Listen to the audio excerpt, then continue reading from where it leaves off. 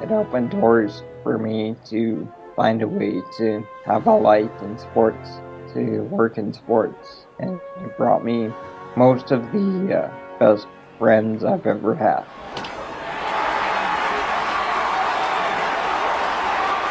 Welcome to episode 219 of Alberta Dugout Stories, the podcast. I'm Joe McFarland. If you've been to a baseball game in Western Canada over the last 15 or 20 years, especially in Okotoks, you've probably seen Jonathan Hodgson around. Growing up in Calgary, he remembers going to Cannons games, then being gutted when they left in 2002. He immediately attached himself to the new Western Major Baseball League team, the Calgary Dawgs, and in his wheelchair followed them to Okotoks, where he transitioned from fan to broadcaster, writer, and media relations guru for a few years.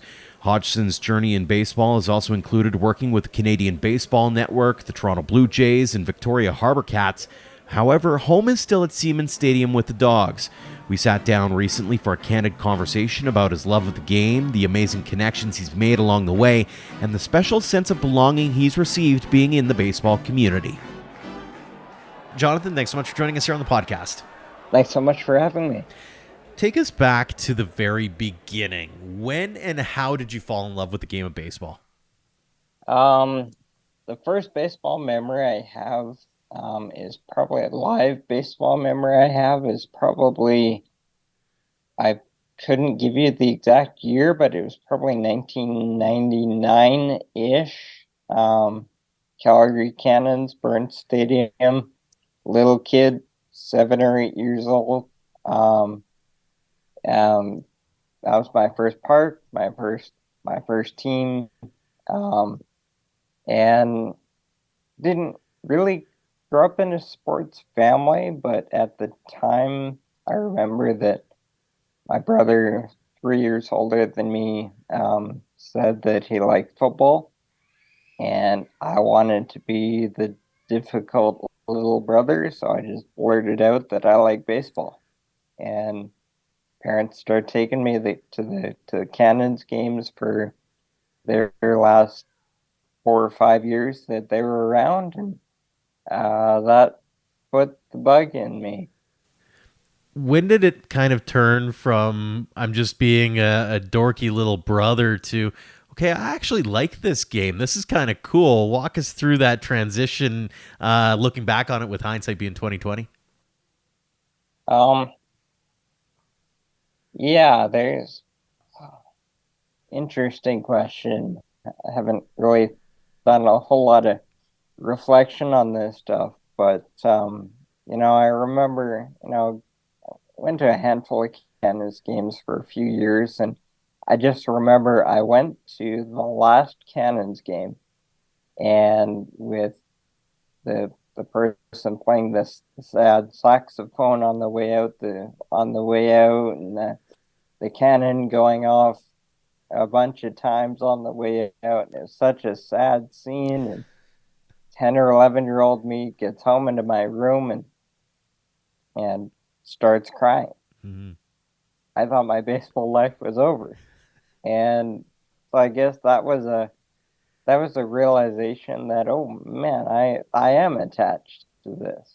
And I I in that moment, little kid me thought it was over. But it was kind of, I had a little bit of a connection without knowing it. There was somebody who had had some following and some involvement with the early days Dogs program, who happened to be at one of the Cannons games I was at. I met him before the game, and he gave me a baseball, and um, yeah, and 2003, the year after the Cannons left, the Dogs came in and used Burns Stadium, Foothill Stadium, for the Mm-hmm. first of their 3 years there, and I remember going to Dogs games not knowing that it was any different. It was just baseball, and um, you might have questions on this, but they invited me down in the dugout, and the year after I was there watching Cannons games, I'm sitting in the dugout with the Dogs, thinking they're the same thing. Mm-hmm. So it took me a while took me a while to get serious, but that was the little kid version of, okay, now I have a serious passion for this.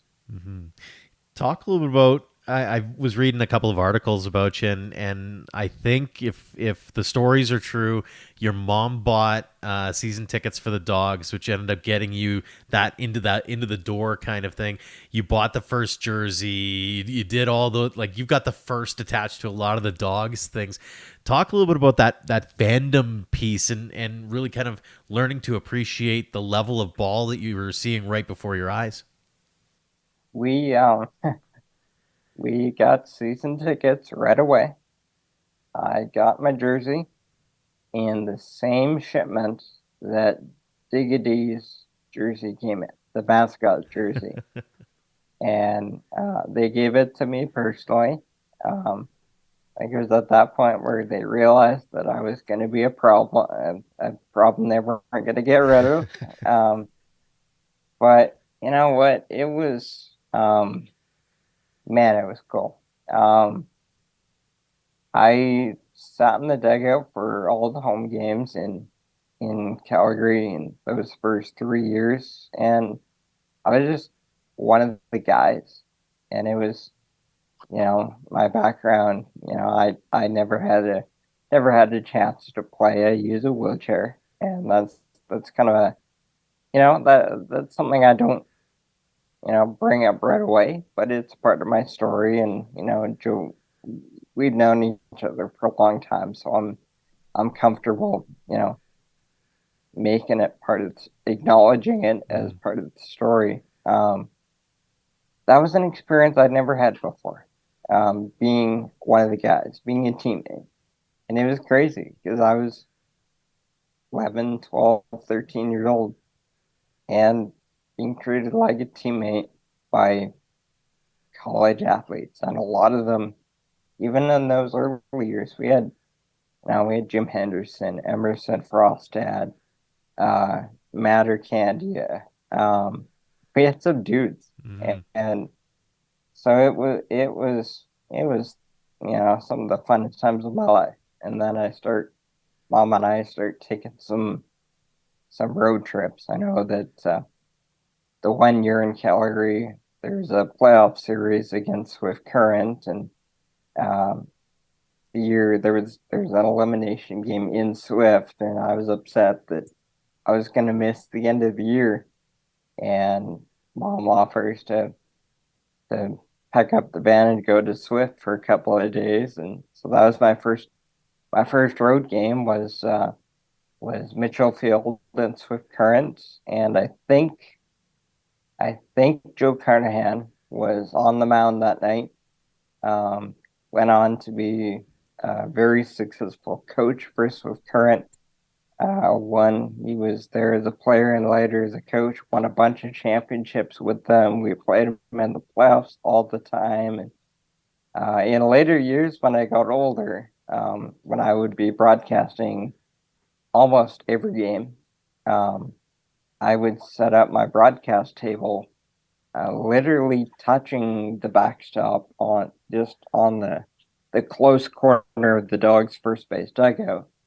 And Joe would write a lineup card out for the press box, and then he would write one out for me, and he would just come over and slide it through the mash. And there were times when he would change pitchers. He would just walk over and look at me and tell me who his changes were, and we would sit and chat for 30 seconds. So, um, you know, and there's a million of those. Mm-hmm. Uh, People that I looked way up to who opened all the doors for me, who went on to be really good friends. Well, that's the cool part. You segued really well into my next question, which was about the broadcast side of things. You end up going from fan to getting in behind the scenes to, okay, I'm going to do broadcasting and media relations for this little upstart college ball team out of Okotoks. What did that experience teach you about yourself, maybe about the life and times of a college baseball team or player or program, and just the overall essence of being able to be a part of that experience? Yeah, that started. I started calling games in the 2008 season. The Dogs opened Seaman Stadium at Okotoks in 2007, and we went from Calgary. We were playing in the big city in the big ballpark, and it was just one of a thousand things to do in the city, so it wasn't that big. And then we moved to Okotoks, trying to build a nice place to play to keep the program going. And we stumble into this really impressive fan base in this smaller town. And suddenly I think the organization realized there's a need to improve the broadcast side and the public side of things. And it timed out perfectly for me because I was getting into high school and the sitting in the dugout, living the ball player life thing was kind of running its course. It was time to start getting a little more responsible and thinking long term. And so the winter after the '07 season, um, I hope I'm not remembering this wrong, but I think it was John or Candia who mentioned to me that, well, we really need a broadcaster next season. What do you think? And I was open-minded, but I was really nervous about giving up ball player life because how much I loved it and appreciated it, kind of like I for the reasons I told you before, but I knew it was something that I had to try. So, having never thought about it before, it was okay, I'll try it. But, can I do interviews with the coaches? Can I have pitchers come up with me and be my color guys when they're not pitching? Like Mm-hmm. it was the kind of dynamic that you would only get um, with an organization that kind of sort of raised me. Mm-hmm. And summer ball, you can do things like that. So yeah, those first few years, I remember on my first game, um, super nervous. Probably wasn't that good. Probably that whole first year probably wasn't that good.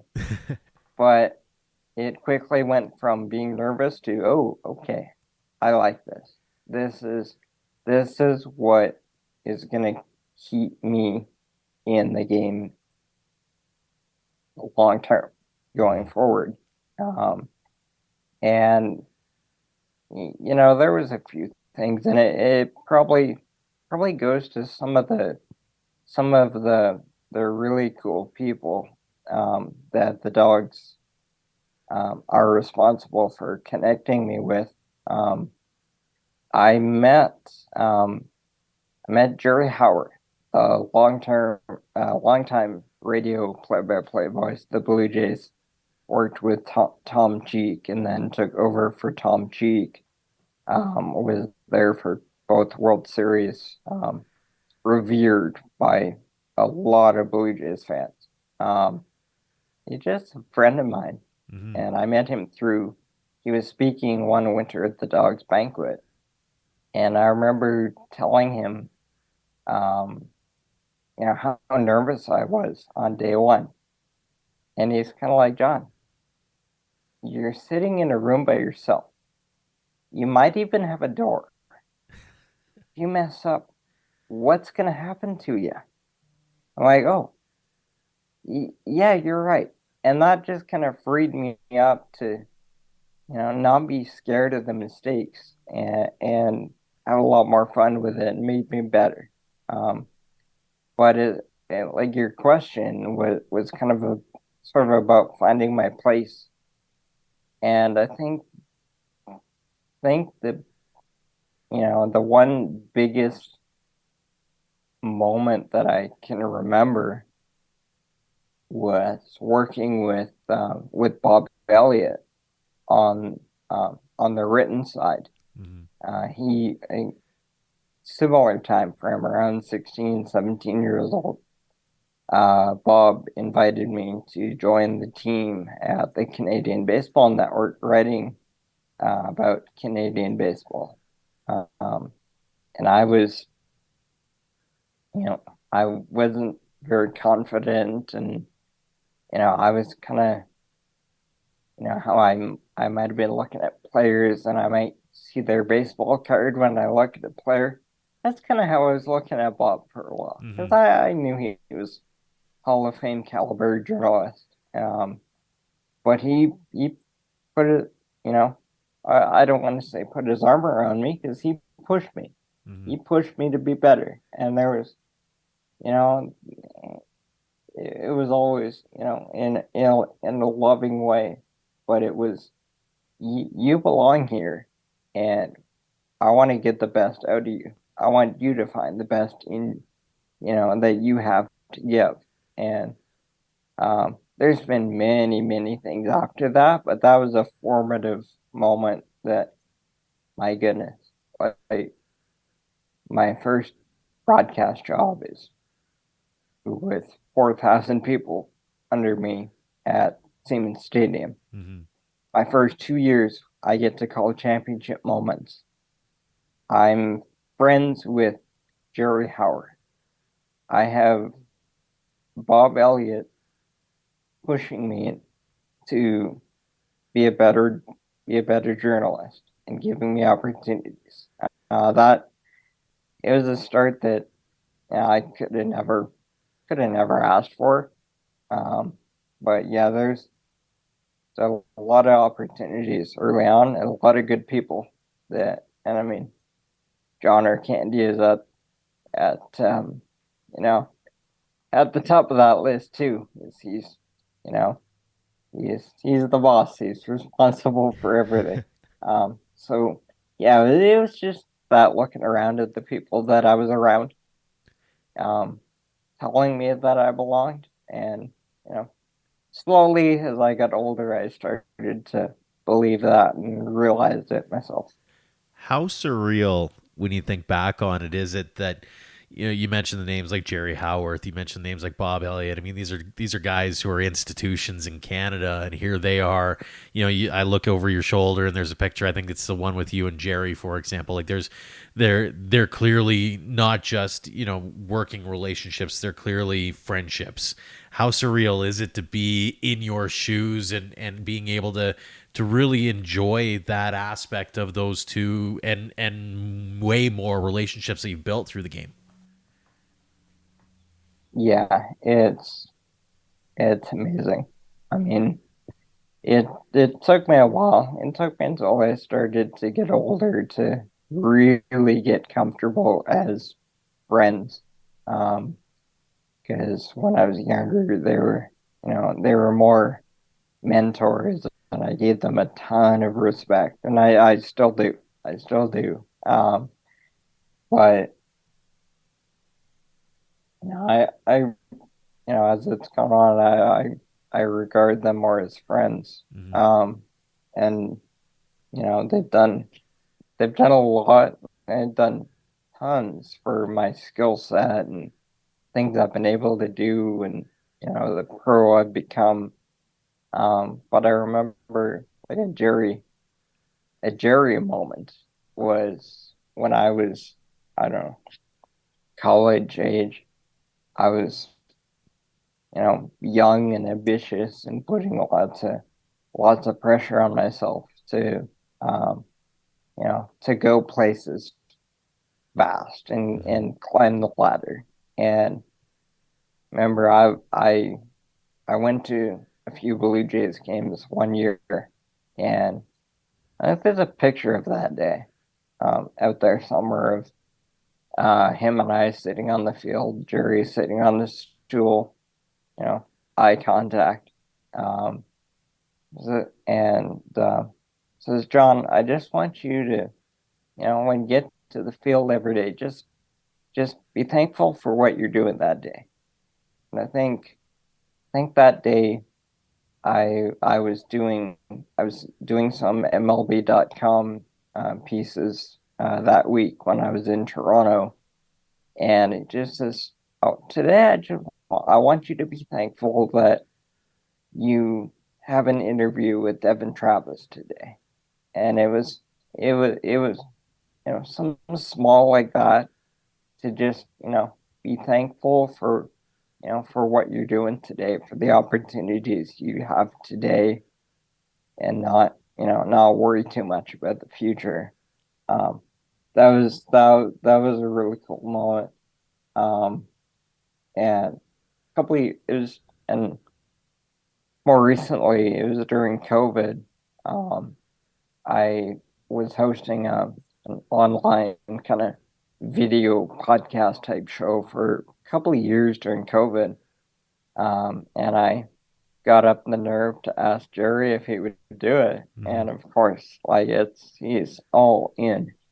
And it was right after he had released his book, and he signed me a copy of his book and stuff. And so I had read it. I read it twice through Mm-hmm. before our interview, just because I felt like I needed to be researched and know everything, even though I've known the guy for 15 years. Um, and I'd have to go back and watch it again to remember the specifics, but I remember, during breaks, during the 2 or 3 minute breaks, Jerry would, even all these years later, he'd be, "John, that was a good question. Good job. John, work on this. John, net like in the breaks, like we're friends, but still he's at the same time he's encouraging me and he's coaching me. Mm-hmm. Like as we're doing something together. And I think I asked him for half an hour that day, and he went for an hour and 15 minutes or Mm-hmm. something. So it was, yeah, I could go forever about those two.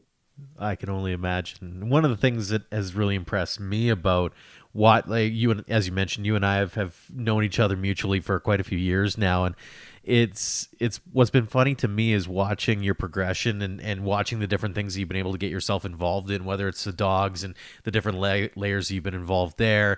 You mentioned MLB, you've mentioned different things. You've gone on to Victoria for a little bit.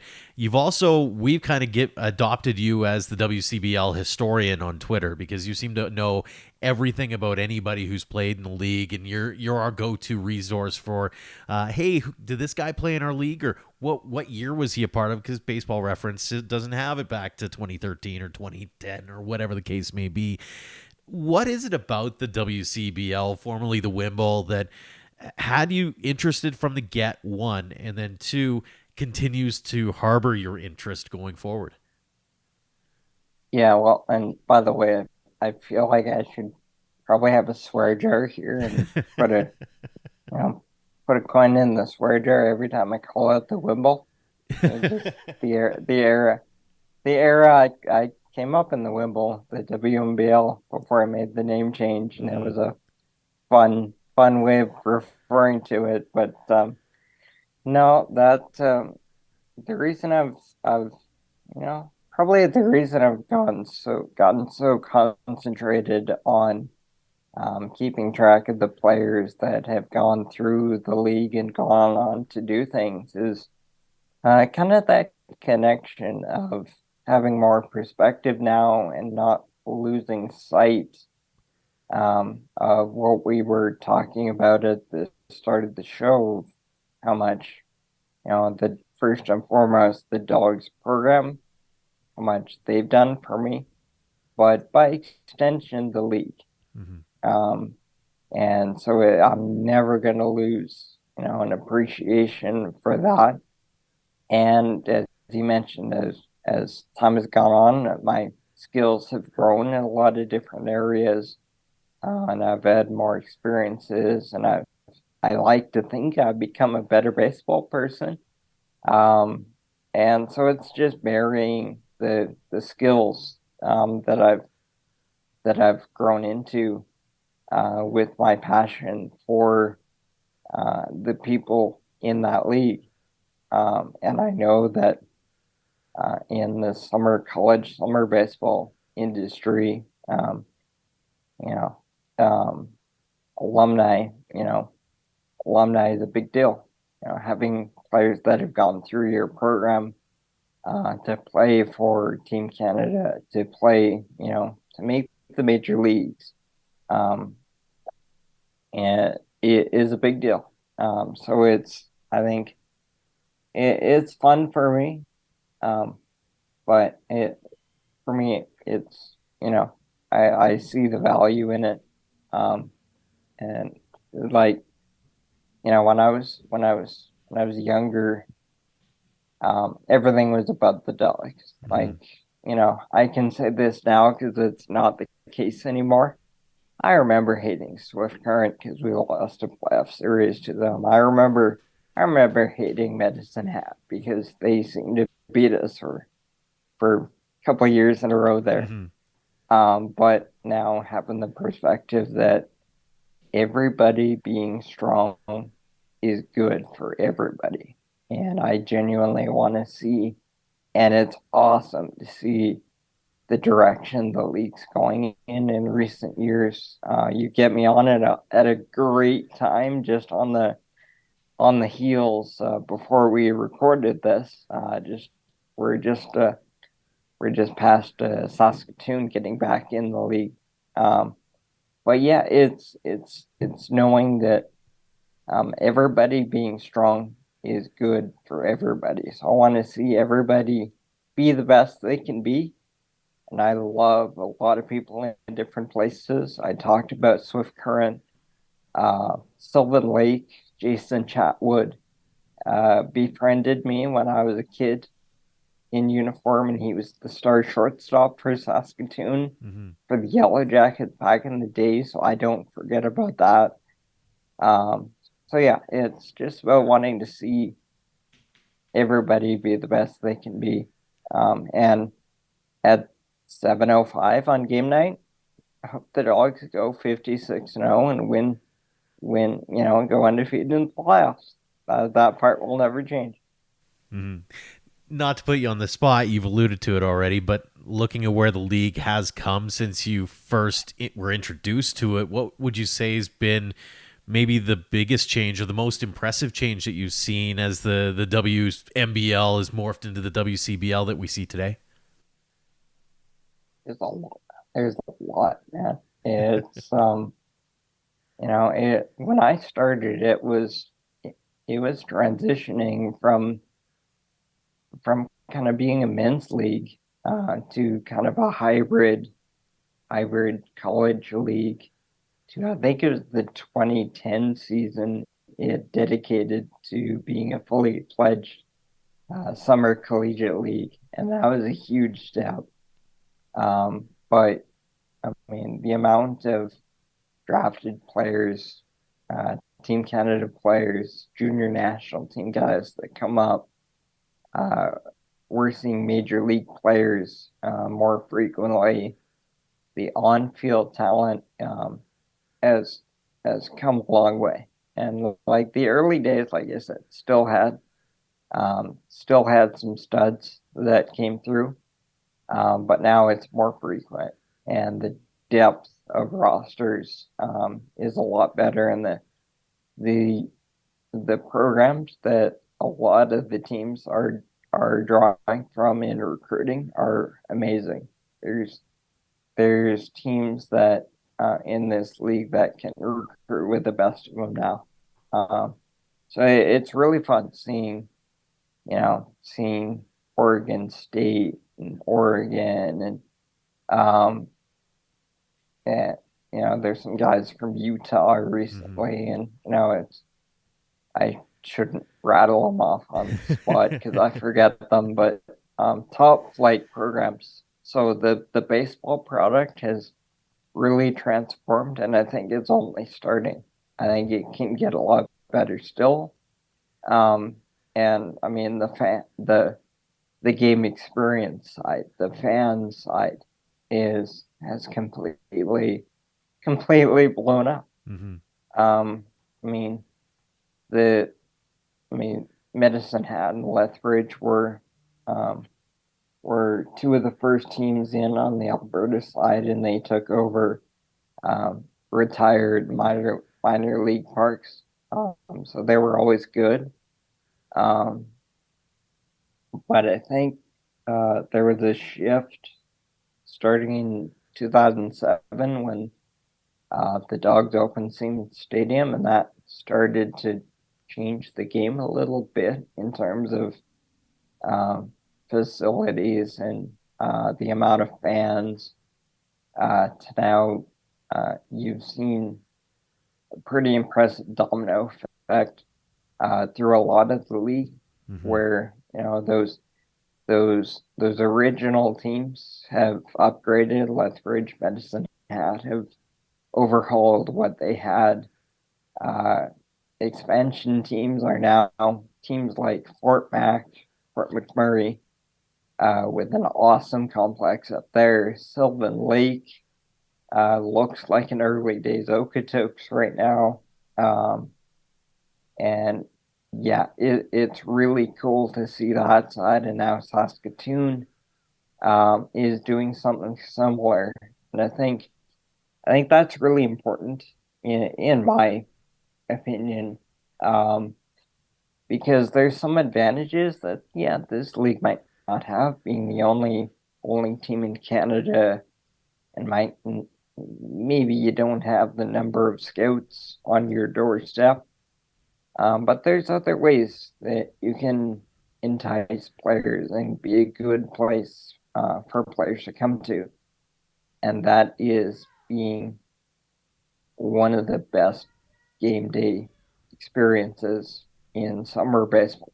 Mm-hmm. And if it's not that already, I think uh, I think the WCBL is on its way. We've talked a lot about the off-field relationships, whether it be Bob or whether it be Jerry. I know you one of the pieces of the relationship puzzle that you've valued a lot over the years is the player side. I feel like this is gonna be like making you pick favorite children here, but do you have a favorite player or a favorite interaction that you always have whenever you see somebody from yesteryear or a guy who you've always admired because of the interactions that you've had with him over the years? Yeah, I'm gonna feel really bad after the show because I'm gonna start remembering everybody I should have mentioned. There's hundreds of them. But oh my goodness, Jordan Procession is probably has to be, on my Mount Rushmore. Um, you know, primarily, I mean, on the baseball side, he was, one of the great dogs. Mm-hmm. For the service time he put in on the academy side, and then coming up to the big team for I believe it was 4 years. One of the longest serving members. Went on to He's gone on to a really long minor league career. He's represented Canada on different levels, but also the personal connection that the two of us have. And there's something that I can't go into, Mm-hmm. but yeah, I have a lot of loyalty to him. Um, I remember him being called up I think it was as a grade 10. He got called up to the Wimbledon team late in the year because I think we used six catchers that year, and I think he was catcher number five. And I remember his first day on the team. I had heard that he was good, but I hadn't seen him play yet because I didn't have a chance to watch academy games that much. Mm-hmm. But his first home game, I lingered back and small talked with him and tried to get to know him a little bit. I think at that point it was kind of he was he was trying to keep his nose down, not say too much because he was the new kid. Mm-hmm. you I had no problem hanging out with him and talking to him. Um, maybe he noticed that. I'm not sure. But and then we go on a road trip. He goes on the Saskatchewan road trip with us to. I think that trip was Swift Regina, and Whitburn. I think. Um, but he hit a home run in Regina. And before the game, I had the Regina coaches coming up to me like, "Is this kid good?" and and my honest answer, without you gotta talk in code when you're talking to other coaches. But my pregame answer was yeah, we think so. And because I didn't know as much as the organization knew because I didn't Hmm. get to watch his academy game. But he hits that home run, and I'm like, yeah, he's good. Yeah, he's all right. Um, but and that relationship as we both got older, um, got a lot richer. So it was that on the dog side of things. Um, definitely, he's one of the guys. Thomas Rodriguez is on that same level. Guy that came to us from Niagara University, uh, team MVP, league batting champ, uh, blows out his knee at school, still comes back that summer because he wants to be a part of it. So he's our press box manager the next summer. Then he comes back and plays the summer after that. Hmm? And we did some really, really cool stuff personally as well. Um, yeah, those are two of many. Hmm. Um, but on the opposition side, a relationship that's been really cool for me. I mean, I need to yeah, I'll backtrack. I need to throw Brett Thomas into that Hmm. too. I knew I Brett Thomas. I've known Brett since he was a sophomore in college, and he was our he. I don't know if he missed 5 games in the 3 years he played for us. He was catching every Hmm. day, and that's it. So I've seen him grow from a young catcher, college kid to the academy head coach, learning how to coach kids, doing really good things with the academy, bumped up to the big team, bench coach on the big team, learning that side of it, and then running the big team as the head coach for a couple of years.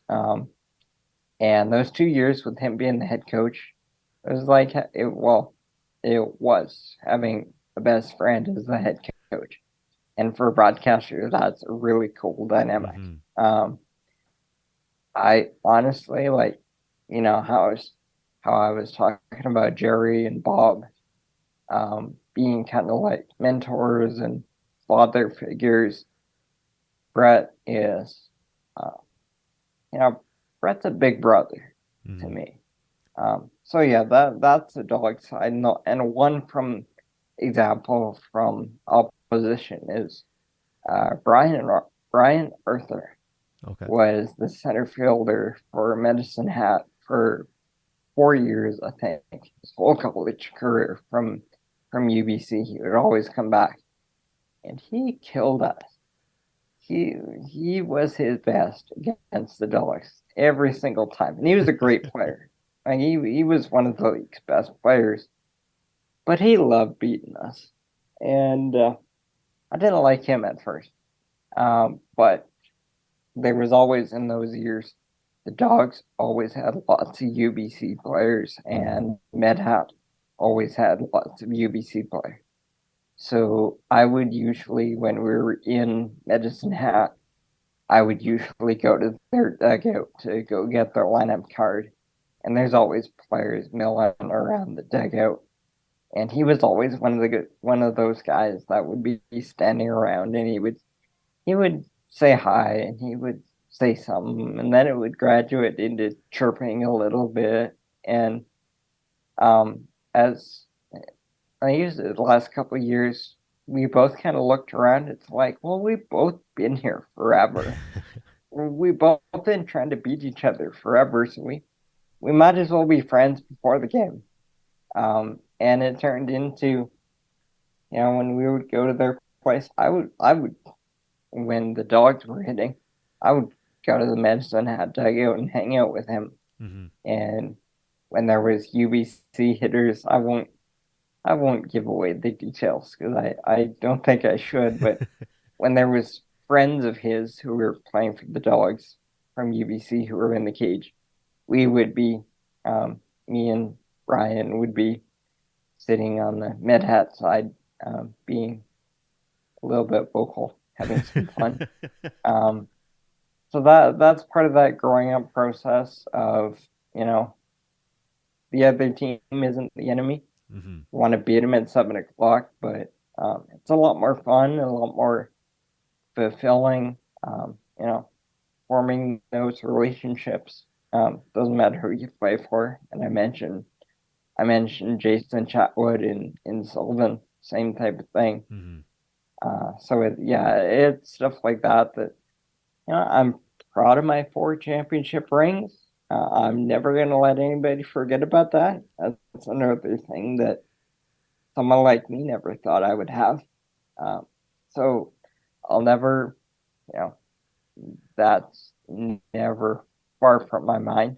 But the things that stick with you, uh, when you're away from it, is those relationships. Hmm.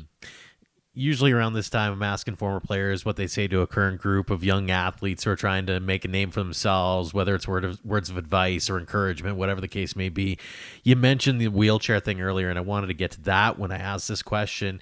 Put yourself in those shoes where you get to talk to someone who might be in a wheelchair or not able to play the game, but wants to be a part of it or is super passionate about the game.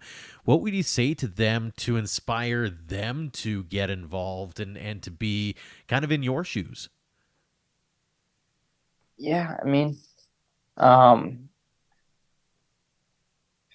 first, yeah, first thing that comes to mind is, don't don't sell yourself short, and don't look at, you know, try to look past the limitations.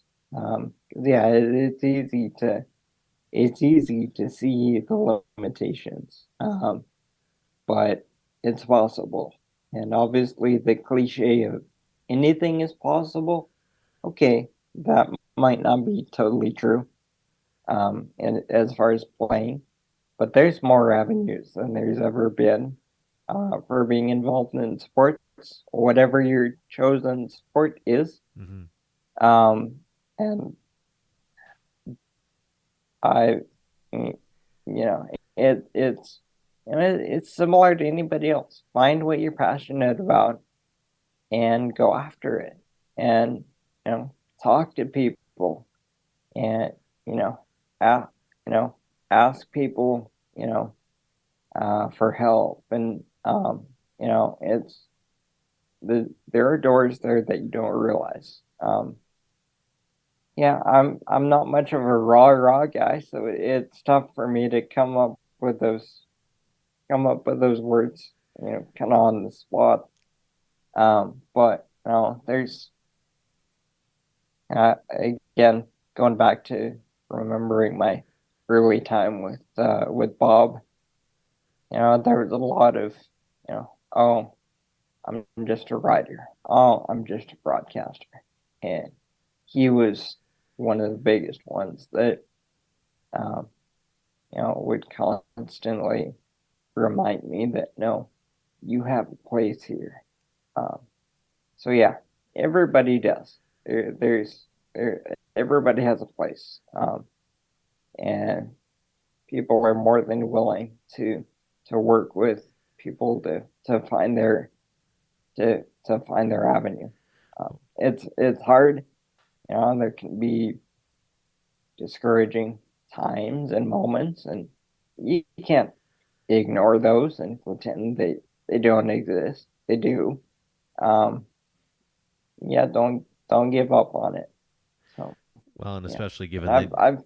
I've had opportunities to talk to a couple of people, with in simpler situations, and I'm always happy to you know to have a relationship and be a contact and kind of listen, and that's the way I like to try to do things, is to listen to somebody else first and then respond after I know the person. Mhm. So it's a little bit challenging coming up with a, on the spot inspirational speech, but yeah. You did a pretty good job, I gotta say. And to be honest, I mean, anybody who follows Jonathan on Twitter specifically knows full well that it's his love of sport is evident. It's not just the baseball side, but he's suddenly become a soccer fan, for example, and covering soccer on the West Coast. And junior hockey's become a thing for him as well. So he's found his niche and he's found his community pretty easily. And I think that those are the words of advice that you've given are pretty will resonate with a lot of people. We'll put it that way. Final question for you here, Jonathan, here on the podcast. It's the one we ask everybody. What does the game of baseball mean to you? Um, yeah, pretty close to everything. Um, stuff we talked about, you know, it opened it opened doors for me to find a way to have a life in sports, to work in sports, and it brought me most of the most of the best friends I've ever had. Um, and like I kind of laugh about, um, I kind of laugh sometimes with some people because I, you know, in my personal life, I go to church, and but I tell people that I'm far more comfortable at the ballpark Mm-hmm. or at the rink or at the soccer field than I am, at church. Because sports people, and for the purposes of this show, baseball people, um, those are the people I know how to talk to. That's the one thing I think I'm really good at in my avenues of communications, whether it be writing or social media, podcasting, broadcasting, all everything that communications has become in this day and age. I kind of feel like sometimes you'll hear someone will ask a major league player what they would have been otherwise, and there's some players that say, "Well, this was the only thing I was really good at." Mm-hmm. And that feels like me in a way. Like I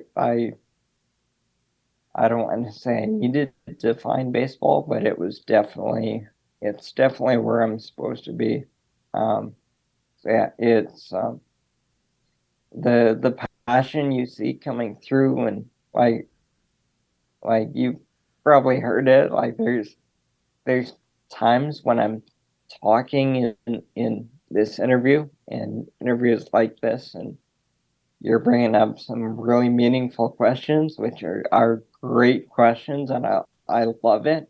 But there's times when I have to slow down because the heart on the sleeve part of me is never far from the surface. Mm-hmm. So, and I don't want the floodgates to open up, so I have to slow down a little bit. Um, but I mean, that right there, Mm-hmm. that's that's That's that's how much it's meant to me.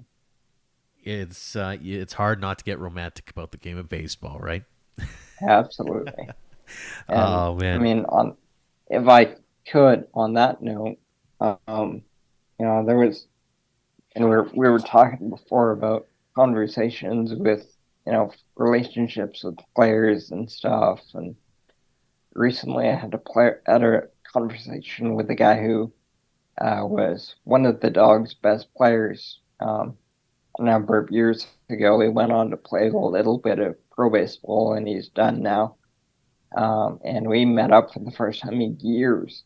And he got asking about what I've done, and I was kind of sharing to him my story of when I kind of realized that my major league dream probably not that realistic, and almost every player has that moment. Mm-hmm. I had that moment too. And full disclosure, I hated baseball for a couple of years when I realized that the major leagues, the thing that dream, it's probably not going to happen.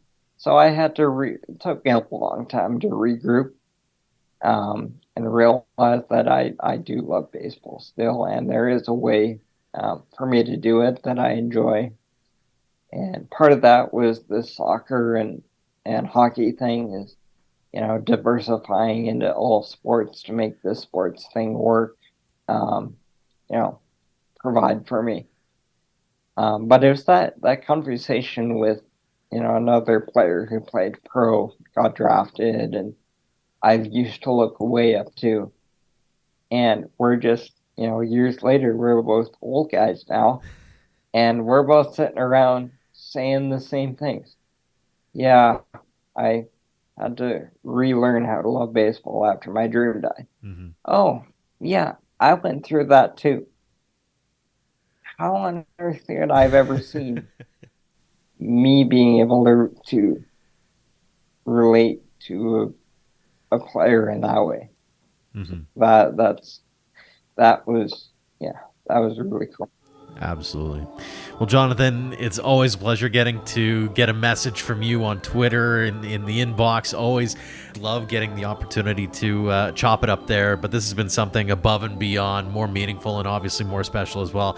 Thank you so much for coming on the show, sharing your story, and joining us here on the podcast. Thanks for having me. It's been a blast.